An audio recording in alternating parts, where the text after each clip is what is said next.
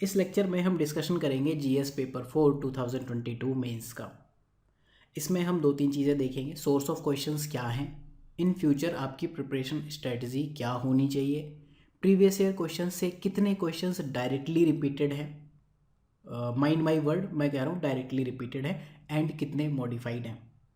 इसके अलावा हम एक चीज़ पर अपना डिस्कशन ज़रूर फोकस करेंगे कि क्या प्रीवियस ईयर को फॉलो करके आप कम से कम 8, 10, 12, 15 नंबर एक्स्ट्रा ला सकते हो।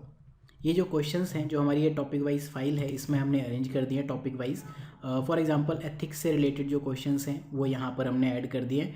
कोई क्वेश्चन अगर आपको दिखता है किसी टॉपिक से, फॉर सपोज गवर्नेंस से, तो हमने गवर्नेंस में ऐड कर दिया। एंड सर्विस डिलीवरी के क्वेश्चन इस तरह से, राइट। कुछ क्वेश्चंस आप कह सकते हो कि ये सर्विस डिलीवरी का है या नहीं, मैंने अपनी समझ के अकॉर्डिंग अरेंज कर दिया, आपको कहीं और लगे वहाँ पढ़ लेना। ये जो फाइल है आप सिनॉप्सिस की वेबसाइट से डाउनलोड कर सकते हो, यहाँ पर फ्री रिसोर्सेज में 25 या 26 सितंबर को ये फाइल यहाँ पे आपको मिल जाएगी, V5.2, ये ध्यान रखना। एंड ये जो लेक्चर्स हैं आपको MSGP की प्लेलिस्ट में मिल जाएंगे, गाइडेंस सीरीज़ की प्लेलिस्ट में मिल जाएंगे। GS1 और GS2 का डिस्कशन कर दिया था मैंने। GS3 का वीडियो बना के डिलीट किया, उससे पहले मैं GS4 का वीडियो ला रहा हूँ। उसका पर्पज़ यही था कि आप में से कुछ लोगों को डाउट था कि ये प्रीवियस ईयर रियल में रिपीट होते हैं या नहीं होते, आप स्क्रीनशॉट के साथ दिखाओ। प्लस कुछ लोगों को ये था कि मतलब क्या फ़ायदा इनका, क्वेश्चन डायरेक्टली रिपीटेड नहीं है, तो इसलिए मैंने ये क्वेश्चंस आपको इस फाइल में अरेंज करने के बाद क्वेश्चंस एक्सप्लेन करने का डिसीजन लिया। एंड GS3 का वीडियो इसके बाद आएगा, सिंपल। तो स्टार्ट करते, देखो पहला क्वेश्चन डिस्कशन में, पहले क्वेश्चन का ए पार्ट हम छोड़ देते हैं फिलहाल, इसको एंड में देखेंगे। हम इसमें सेक्शन ए देखेंगे लेक्चर में, सेक्शन बी केस स्टडीज़ का है, उसको इस लेक्चर में नहीं समझेंगे। हम स्टार्ट करते हैं फिलहाल ये डिस्कशन 1B से। अगर आप देखो तो ये क्वेश्चन मेनली फोकस्ड है एम्पैथी एंड कंपैशन पर, बट क्वेश्चन की जो टोन है वो ऐसा कहता है apart from these two qualities ये भी कुछ वाइटल एट्रीब्यूट्स हैं। तो ये क्वेश्चन अगर आप सिलेबस के अकॉर्डिंग देखो तो ये मिलता है आपको एप्टीट्यूड एंड फाउंडेशनल वैल्यूज़ में। तो एम्पैथी, टॉलरेंस एंड कंपैशन से रिलेटेड क्वेश्चन है, बट मैंने इसको इंक्लूड किया है aptitude and foundational values for civil service. Question का नेचर देखो, यहाँ पर कुछ वैल्यूज़ की बात की है, एम्पैथी एंड कंपैशन। इसके अलावा भी कुछ चीज़ें हैं, ये बता रहे हैं कि ऐसी कुछ चीज़ें हैं अगर वो एक सिविल सर्वेंट में हो तो वो क्रूशियल इश्यूज़ पर डिसीजन मेकिंग कर सकता है आसानी से। अब इससे पहले अगर आप देखो क्वेश्चंस पूछता रहा है अलग अलग वैल्यूज़ पर। 2021 में परसेवरेंस पर पूछा था, 2021 में ही 10 एसेंशियल वैल्यूज़ पर पूछा था, 2021 में ही 5 एथिकल ट्रेट पर पूछा था।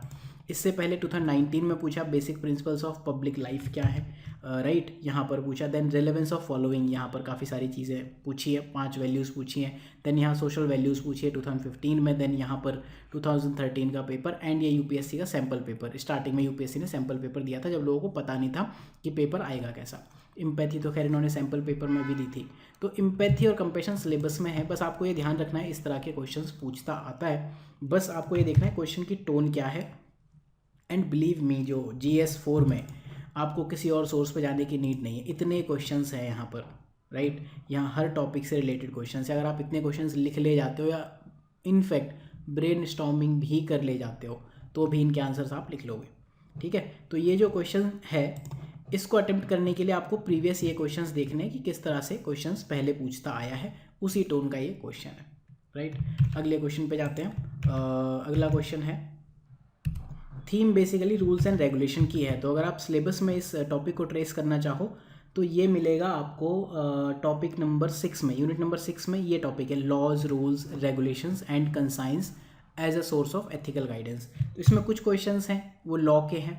अब कुछ क्वेश्चन जो लॉ के हैं वो एथिक्स, यूनिट 1 जो एथिक्स है उससे कॉमन है, तो आप उस कॉन्टेक्स्ट में भी प्रिपेयर करोगे। प्लस रेगुलेशंस और रूल्स से रिलेटेड कुछ क्वेश्चंस है। देन कंसाइंस से रिलेटेड बहुत सारे क्वेश्चंस पूछे एक जैसे। देन इसके बाद नेक्स्ट टॉपिक, ठीक है। तो अगर आप इस क्वेश्चन को देखो, न्यू क्वेश्चन है, मैं ये नहीं कहूँगा डिट्टो रिपीटेड है, बट देखो इसकी टोन देखो। रूल एंड रेगुलेशन जो लोगों को प्रोवाइड किए जाते हैं, सिविल सर्वेंट्स को प्रोवाइड किए जाते हैं, वो सेम है, फिर भी उनकी परफॉर्मेंस अलग है। तो इसमें दो टाइप के सिविल सर्वेंट की बात की है, एक वो जो पॉजिटिव माइंडेड है, एक वो जो नेगेटिव माइंडेड है, ठीक है। पॉजिटिव माइंडेड उन्हीं रूल्स एंड रेगुलेशन को अपने फेवर में यूज़ कर लेते हैं, they are able to do that. And जो नेगेटिव माइंडेड है वो नहीं कर पाते, अनएबल टू डू दैट, ठीक। तो आपको बेसिकली रूल्स एंड रेगुलेशन की जो डेफिनेशन है वो पता होनी चाहिए, but question rules and regulation के ऊपर नहीं है, ये माइंडसेट के ऊपर है कि लोग कैसे चीज़ों को यूज़ करना चाहते हैं। सिमिलर एक क्वेश्चन यहाँ भी देखो, पहले का जो क्वेश्चन है वो भी ऐसी ही एक थीम पे पूछा हुआ है। In doing a good thing everything is permitted which is not prohibited. जो भी आपको मना नहीं किया गया है वो सब कुछ परमिटेड है। तो ये चीज़ आप कहाँ यूज़ कर सकते हो? Public servant discharging is a duty. यहाँ क्या है, रूल्स एंड रेगुलेशन सबको सेम है, everything is permitted which is not prohibited. Similar theme आपको मिलेगी, टोन क्वेश्चंस की सिमिलर है। बस आपको ये देखना है जो काम करना चाह रहा है वो कर ले रहा है, जो नहीं काम करना चाह रहा है वो नहीं कर ले रहा है। सेम वे में यहाँ पर है कि सब कुछ परमिटेड है जो आप करना चाहते हो, अब आप अपनी ड्यूटीज़ डिस्चार्ज करना चाहते हो कि नहीं। तो अगर आपने ये क्वेश्चन के बारे में सोचा है 2018 के बारे में, तो डेफिनेटली इस क्वेश्चन को लिखने में आपको डिफ़िकल्टी नहीं होनी चाहिए। हो सकता है आपके 3-4 पॉइंट सेम ही आ जाए, उसमें ईजी रहेगा एग्जाम में अप्रोच करना। देन अगला question, ethics in human action. तो ये तो सिलेबस का पहला ही टॉपिक है। अगर आप देखो सिलेबस में जो पहला टॉपिक है, essence of ethics in human action. तो क्वेश्चन क्या है, पहले आप क्वेश्चन देख लो कि ये कहता है। देखो क्वेश्चन ये नहीं है जो मैंने इटैलिक किया, क्वेश्चन यहाँ से स्टार्ट होता है। आप ये ध्यान रखना, बहुत बड़े बड़े क्वेश्चंस पूछे हैं, बट आप ये देखो कि वो जस्ट इंट्रोडक्शन या आपका टाइम वेस्ट कराने के लिए लिखा हुआ है या फिर रियल में वो कुछ क्वेश्चन है। इस पहली लाइन का आप यूज़ इंट्रोडक्शन के लिए कर सकते हो या कहीं एज अ पॉइंटर कर सकते हो, बट डेफिनेटली सर्टेनली क्वेश्चन यहाँ से स्टार्ट होता है। If so what does ethics seek to promote in human life. आपको अपने क्वेश्चन को इस पॉइंट नंबर, इस लाइन से रिलेट तो थोड़ा बहुत करना पड़ेगा, बट क्वेश्चन ये है कि अगर ऐसा है कि adherence to ethics in human action would ensure in smooth functioning of an organization. अगर ऐसा है तो एथिक्स क्या प्रमोट करता है ह्यूमन लाइफ में। एंड जो दूसरा पार्ट है वो अगले किसी दूसरे टॉपिक है, उसमें हम आते हैं। देखो क्या है ethics in human life, syllabus का टॉपिक क्या है, एसेंस, डिटर्मिनेंट एंड ये एथिक्स इन ह्यूमन लाइफ। 3 चीज़ें हैं, एसेंस, डिटर्मिनेंट, कॉन्सिक्वेंसेस।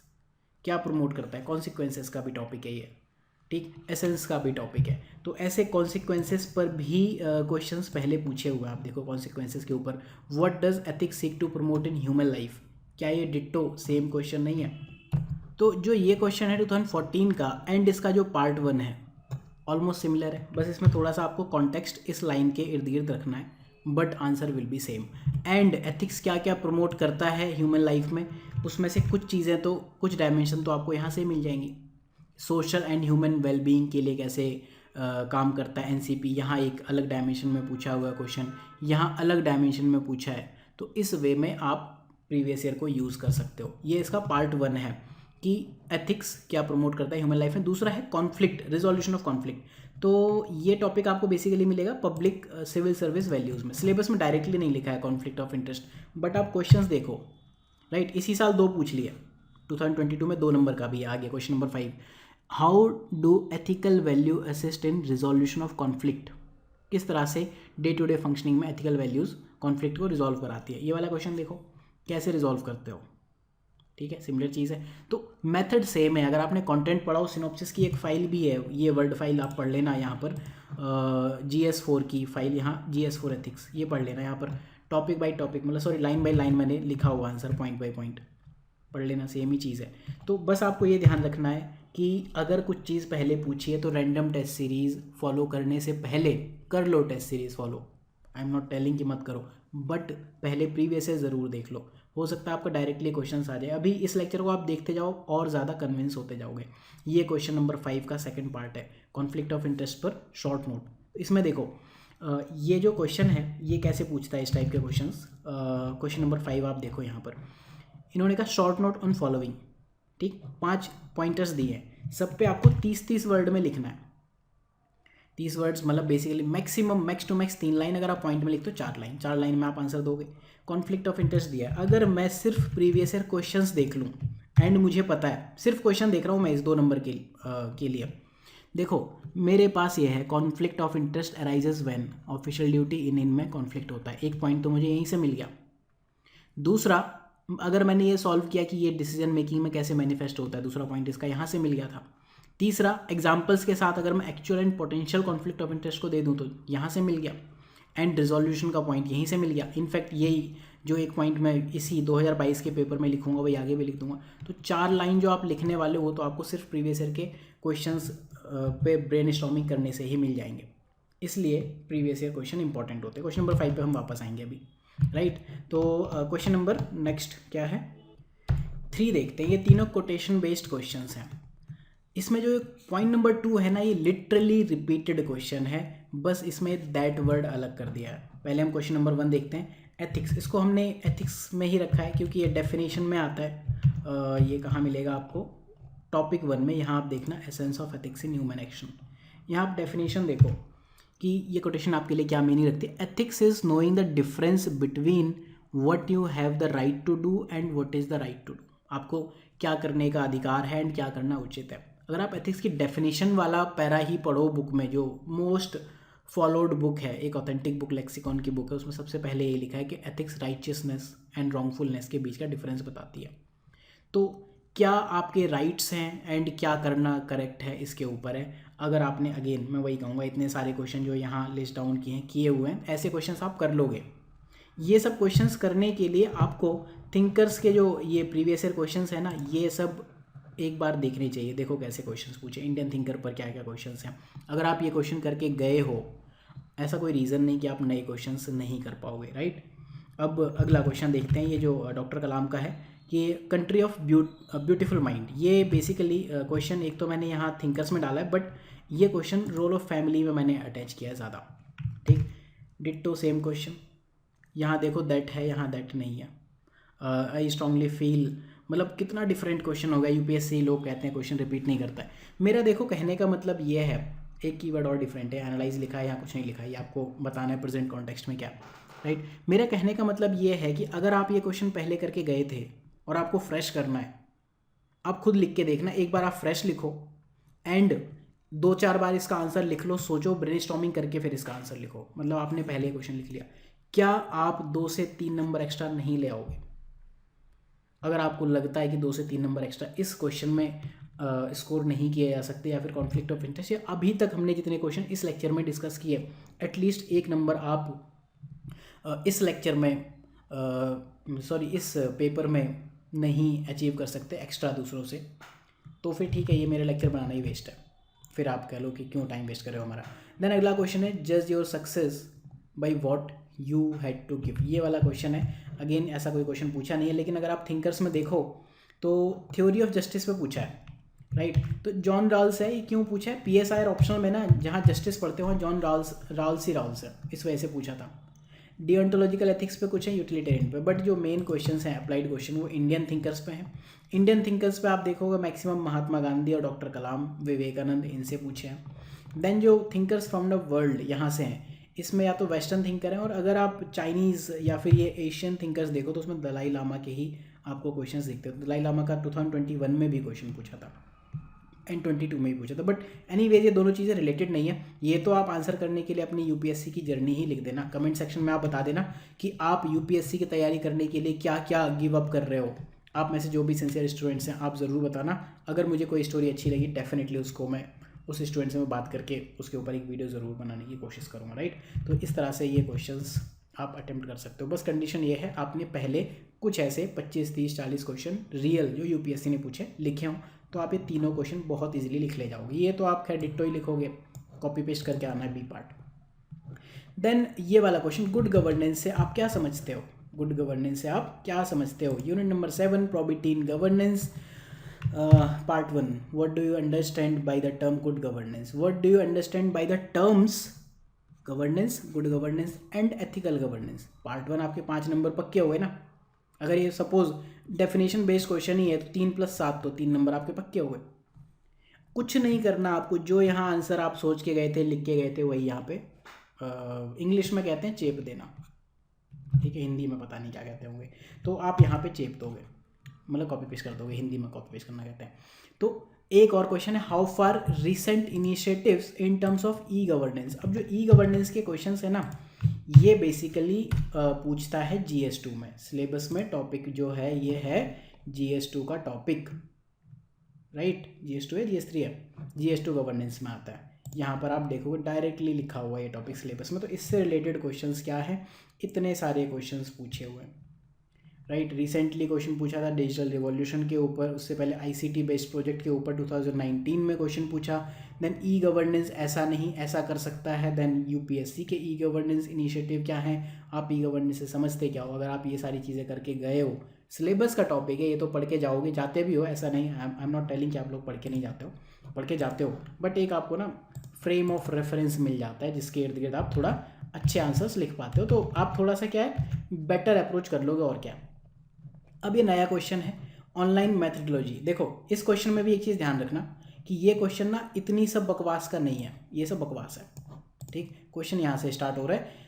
ये क्वेश्चन मैंने इंक्लूड किया है, आपको कहीं और इंक्लूड करने का मन करे तो कर लेना। मैंने इंक्लूड किया है सर्विस डिलीवरी में। सर्विस डिलीवरी कहाँ आती है, यूनिट नंबर 7 में, quality of service delivery and concept of public service. तो मैंने यहाँ इंक्लूड किया, मुझे लगा और कहीं ज़्यादा बेटर हो नहीं सकता। अगर आपको लगे तो कमेंट सेक्शन में बता देना, मैं वहाँ भी कर दूँगा।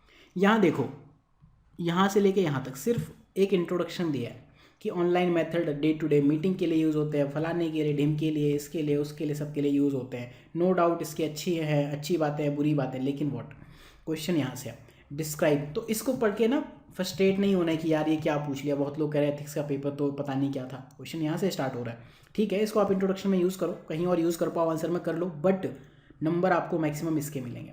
Describe and discuss the ethical issues involve in the use of online method. कितने तो आपने आर्टिकल पढ़े होंगे बाईजूस को लेकर, ऑनलाइन कोचिंग्स को लेकर, स्टार्टअप बंद हो गए, online method, online teaching, online zoom meeting को लेकर कितने आर्टिकल पढ़े।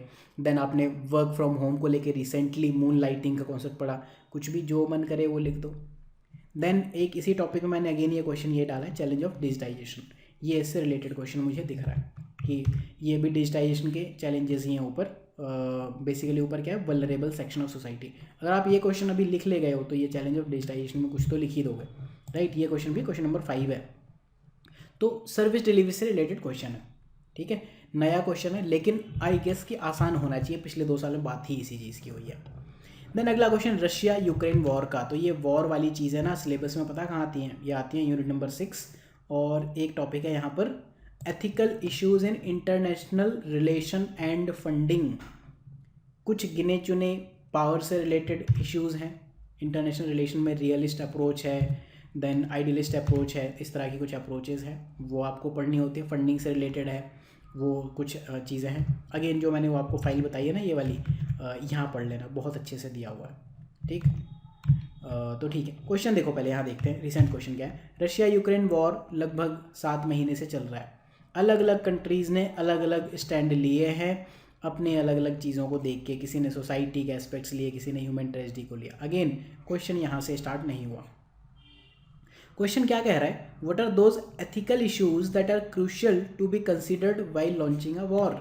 जब आप एक युद्ध शुरू करते हो तो एथिकल इश्यूज क्या हैं एंड इट्स कंटिन्यूएशन सो फार। ये कंटिन्यूएशन सो फार कहाँ लिखा है, ये लिखा है यहाँ पर 7 मंथ।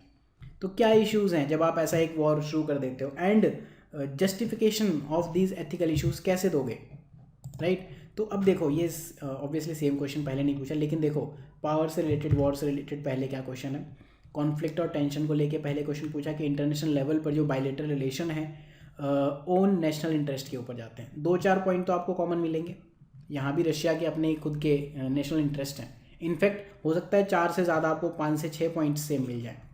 देन दूसरा पिलर्स ऑफ इंटरनेशनल रिलेशन कौन से, स्ट्रेंथ, पीस, सिक्योरिटी। यहाँ पर आप कुछ पॉइंट्स अगर ढूंढ पाओ तो ढूंढ लेना, मिल जाए तो मुझे बता देना कमेंट सेक्शन में।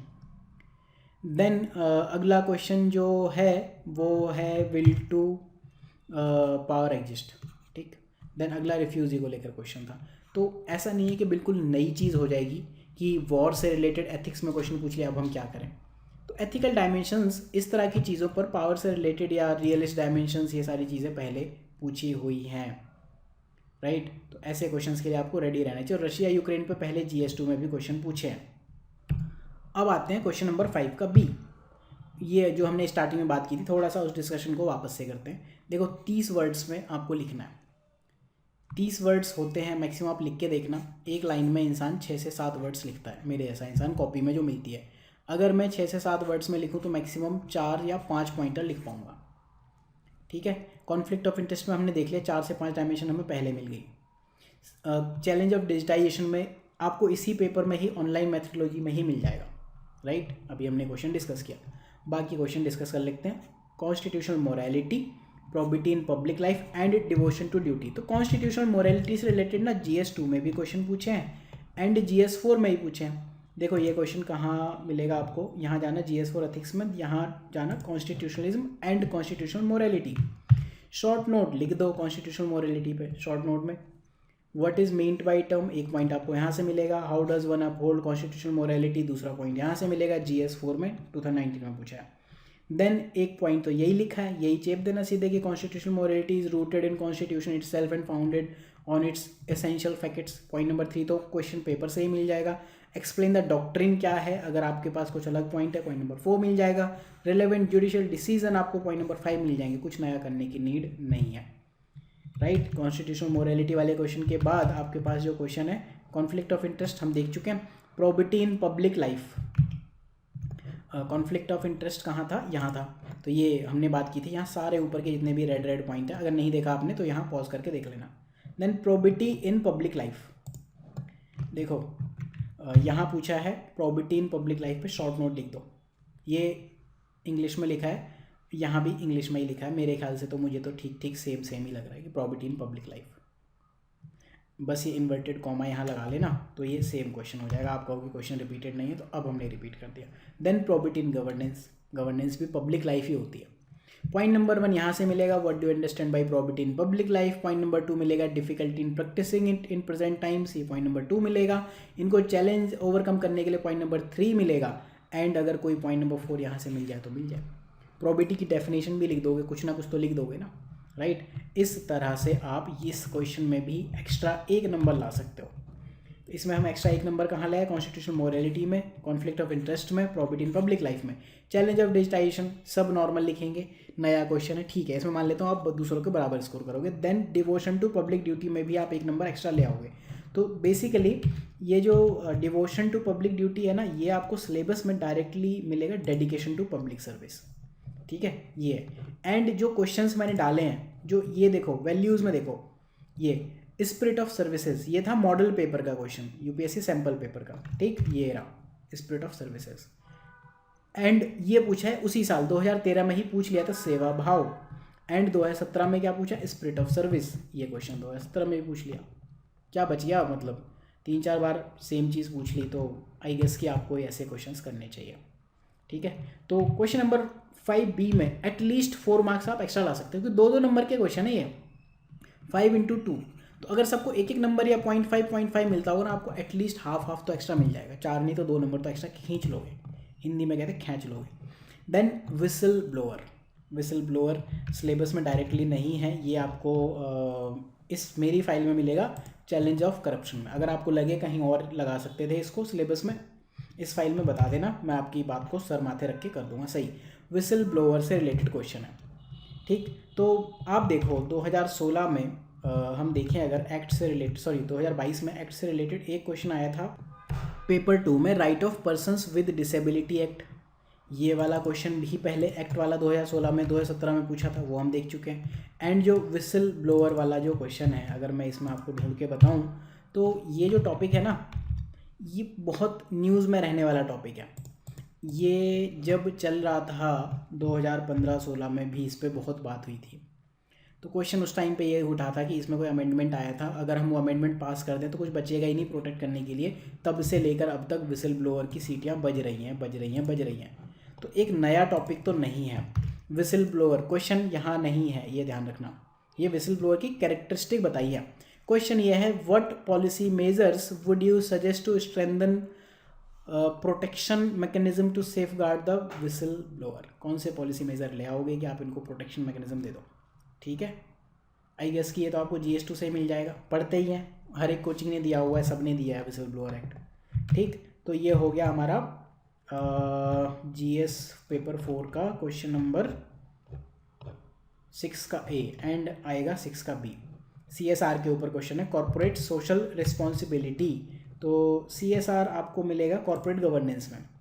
यूपीएससी ने पहले GS4 में ही पूछा था क्वेश्चन। CSR पहले का क्वेश्चन ये है, it makes companies more profitable and sustainable. Again यहाँ पर क्या है, ये अगेन स्टार्टिंग की लाइन है, इंट्रोडक्शन है, कुछ बैकग्राउंड दिया है। In this background do you find that CSIR is efficient and sufficient.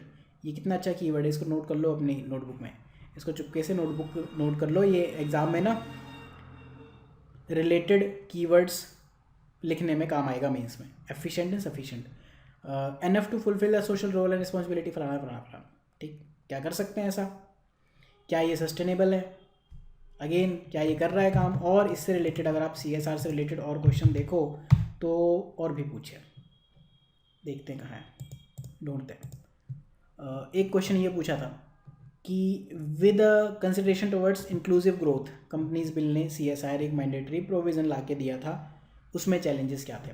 तो CSR एक नया टॉपिक नहीं है, इससे क्वेश्चंस पूछने बनते हैं एंड इन फ्यूचर भी इससे क्वेश्चंस बन सकते हैं, ऑप्शनल में भी क्वेश्चन बन सकते हैं, सोशियो ऑप्शनल में इससे आप क्वेश्चन एक्सपेक्ट कर सकते हो, इकोनॉमिक्स ऑप्शनल में भी आप इससे क्वेश्चन एक्सपेक्ट कर सकते हो। तो ये टॉपिक नया नहीं है, थोड़ा सा इलेबोरेटेड क्वेश्चन है, बट अगर आप प्रीवियस क्वेश्चन करके गए हो ना, ये 250 पेज की फाइल है और एक पेज पे कम से कम 10 क्वेश्चन है।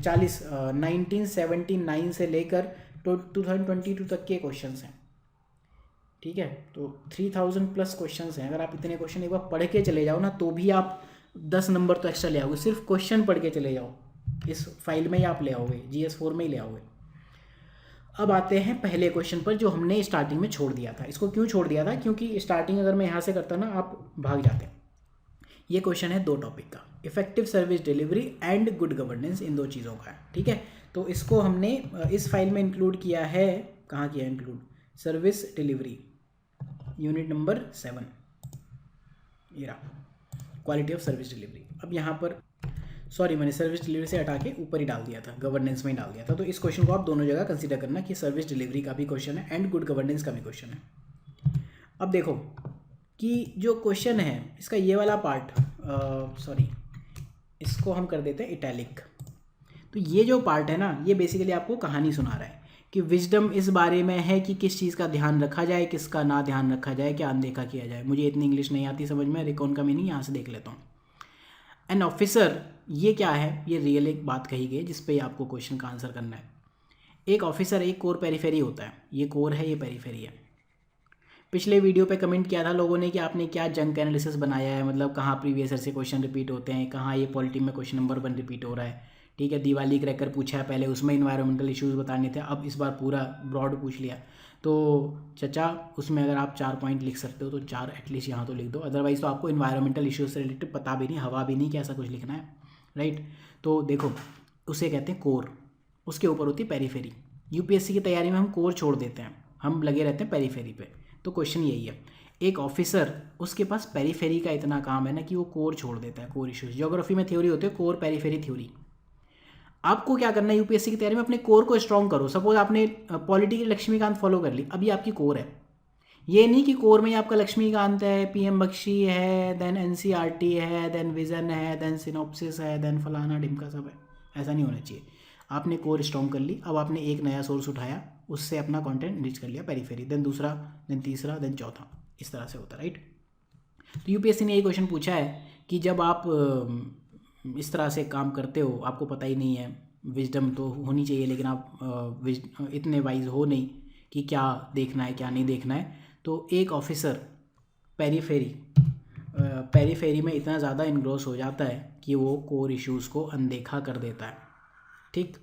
तो ऐसे अधिकारी दुर्लभ नहीं है, राइट। तो do you agree that such preoccupation of administrator, मतलब इस तरह के लोग जो फालतू चीज़ों में ऑक्यूपाई रहते हैं, it leads to travesty of justice. किस बारे में, किस चीज़ का जस्टिस नहीं हो रहा है, इनजस्टिस हो रहा है, किस चीज़ का, सर्विस डिलीवरी एंड गवर्नेंस। देखो गवर्नेंस से रिलेटेड हमने बहुत सारे क्वेश्चंस देख लिए, राइट। इस क्वेश्चन में बस आपको ये चीज़ ध्यान रखनी है, क्वेश्चन नंबर 1 का A पार्ट है, लैंग्वेज गंदी से स्टार्ट हो रही है, डायरेक्टली आपको समझना है किस टॉपिक से रिलेटेड है। अगर आप समझ गए तो आप इस क्वेश्चन को ऑब्वियसली 2 पार्ट में आंसर करोगे। पहले पार्ट में कैसे सर्विस डिलीवरी में ये चीज़ें इश्यूज़ करती है कि आप पेरीफेरल इश्यूज़ पे चले गए, कोर इश्यूज़ देखे नहीं, राइट। एंड फॉर एग्जांपल आप बिजली बनाने दे रहे हो, खंबा लगाया नहीं, कहाँ बिजली ले जाओगे, ठीक है। तो अगर आप वहाँ पे खंबे नहीं लगवा पा रहे हो तो वहाँ बिजली पहुँचाने का प्लान भी नहीं बनाओगे, वहाँ पे आप सोलर एनर्जी लगवा दोगे। एक एग्जांपल बता रहा हूँ हाइपोथेटिकल, ठीक। तो एक पार्ट आपका सर्विस डिलीवरी पे जाएगा, दूसरा पार्ट आपका जाएगा गुड गवर्नेंस पे। तो ऐसा नहीं है कि ये क्वेश्चन आपसे हैंडल नहीं होगा। तो इस टाइप से आप जीएस पेपर 4 कर सकते हो अप्रोच। सेक्शन बी पर मैं डिस्कशन नहीं कर रहा हूँ, डिटेल में हम ये केस स्टडीज़ देख लेंगे, यूट्यूब पे कुछ डिस्कस कर लेंगे। बट अगर आपको ये देखनी ही है तो ये सिनॉप्सिस में GS4 की प्लेलिस्ट पे चले जाना। ये हैं रोहन सर जो हमारे स्टूडेंट रहे हैं, उन्होंने पढ़ा दिया फाइनली 12 घंटे में पूरा एथिक्स। ये पढ़ लेना हिंदी इंग्लिश मीडियम दोनों में, प्लस ये मैं हूँ। यहाँ पर मैंने आपको 40 मिनट में पूरी केस स्टडीज़ बता दी है कैसे होगी। अमिताभ बच्चन की थंबनेल है। आइए इस खेल के नियम आपको समझा दूँ, ये कर लेना। बिलीव मी 90% क्वेश्चंस आप केस स्टडी में कर लोगे। बस एक चीज़ ध्यान रखना कि केस स्टडी जब पूछता है ना तो आपसे हमेशा स्टेक होल्डर वगैरह वगैरह नहीं पूछता है। क्वेश्चन कैसे पूछ रहा है कि ethical issues involve in the case, पहली चीज़, ठीक है। जो लोग कहते हैं ना GS4 का मेरा पेपर छूट जाता है, क्यों छूट जाता है? इसमें स्टेक होल्डर पूछा ही नहीं है। लिख दो तो अच्छी बात है, बट क्या आपके पास टाइम है? अच्छी चीज़ है आपने लिख दी, बट जो लिखोगे अगर वो पूछा है तो ज़्यादा नंबर मिलेंगे, अगर वो नहीं पूछा तो उस पर नंबर कम मिलेंगे।